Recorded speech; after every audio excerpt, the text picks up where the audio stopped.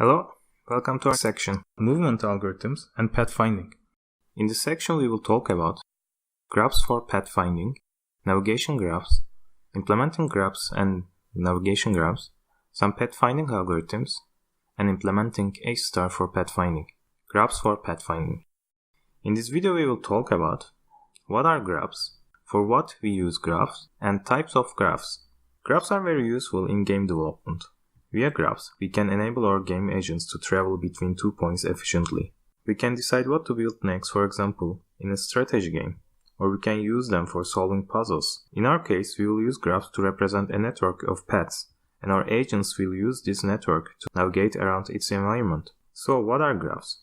A graph is a set of nodes linking with a set of edges. Graphs are symbolic representation of a network of any kind, from telephone networks to electronic circuits and artificial neural networks. Nodes and edge of a graph may represent a spatial relationship. Graphs can be connected or unconnected.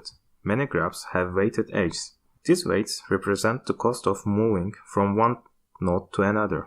Here some examples to graphs. I'm sure many of them are very familiar to you, either from game development or computer science in general. Graphs can be directed or undirected. A directed graph has edges that are directed. For example, if your graph has an ordered pair edge 2 to 5, it means that you can travel from 2 to 5, but not from 5 to 2. If it is an undirected graph, then 2 to 5 means that you can go both directions 2 to 5 and 5 to 2.